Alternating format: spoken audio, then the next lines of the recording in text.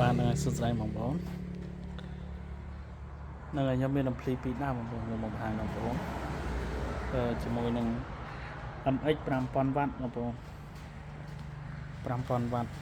សម្រាប់បងប្អូនយកទៅលេង5ទឹកក100អានេះយើងលេងបាន6គ្រាប់បងប្អូនចឹងសម្រាប់បងប្អូនមានចំណាប់អារម្មណ៍ហើយទាក់ទងកំងបានបងប្អូនតម្លៃវា300ជាងទេហើយដុំវា2បងប្អូនដុំវា2ហើយនឹងក្របប្រវាមួយជាហៀង30ក្របបងប្អូនអញ្ចឹងសងខាងវា60ក្របខ្លាំងគួរសមបងប្អូន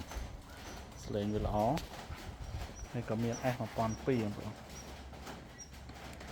S1002 នេះបាននៅស្អាតនៅស៊ីននេះគ្នាបងប្អូនរបកលើតិចតិចហើយតម្លៃវាក៏ទៅតាមនឹងដែរបងប្អូនថ្លៃវាត្រឹមតែ260ទេហើយវ៉ាន់គឺនៅស្អាតមែនទែនបងប្អូននៅក្នុងគឺនៅស្អាត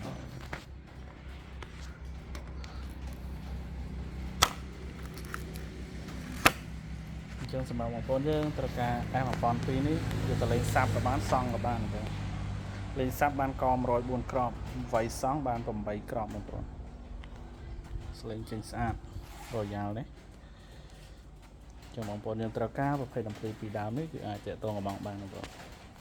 គឺវ៉ាន់នៅស៊ីននឹងអស់បងប្អូន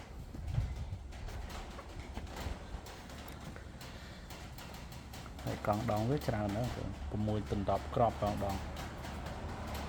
សូមអរគុណបងប្អូនសម្រាប់បងប្អូនយើងត្រូវការអំភ្លីយកទៅលេងបាសសាប់បាសសង់អីអាចទៅនឹងតំណងបានបងប្អូនក៏នៅមានផ្សេងច្រើនទៀត